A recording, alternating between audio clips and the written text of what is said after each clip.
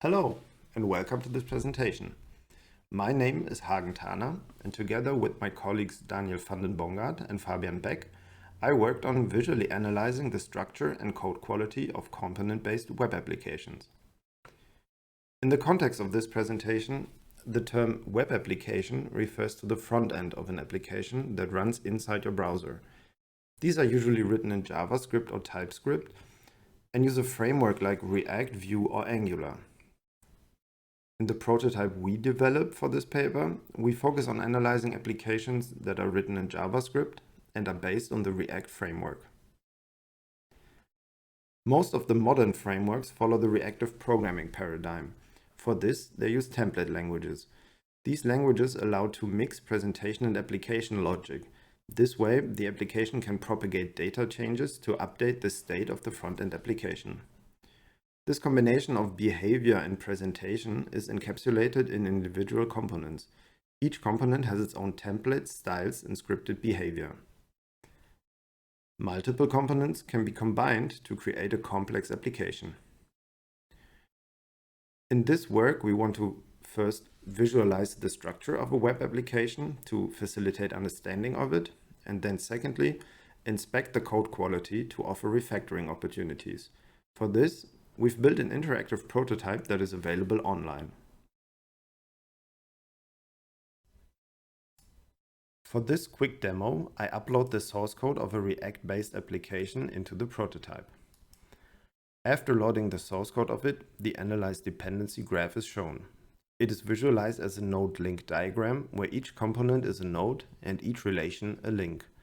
To position the nodes, we use a vertical flow layout. Nodes are shaded based on their component type. In case of a React-based application, this can either be a function component type or a class component type.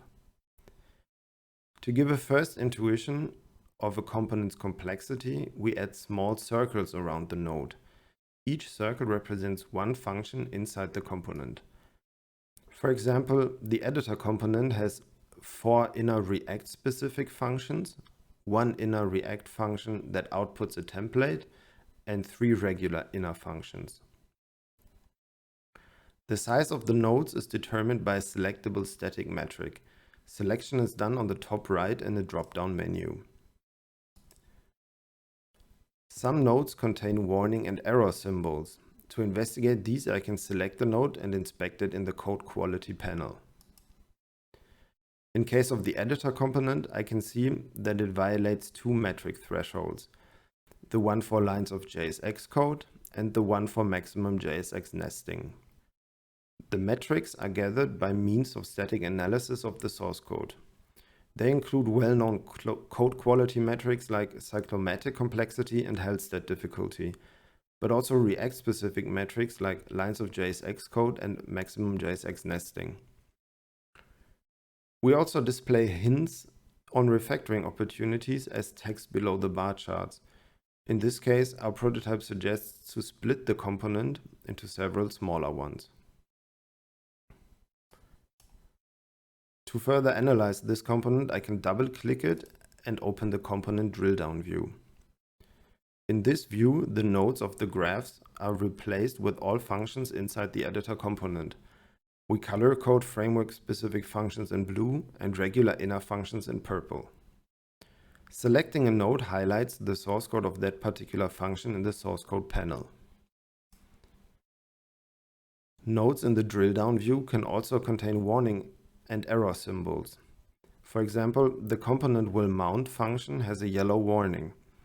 The code quality panel shows that this method was deprecated in the React framework and should be removed in a future version.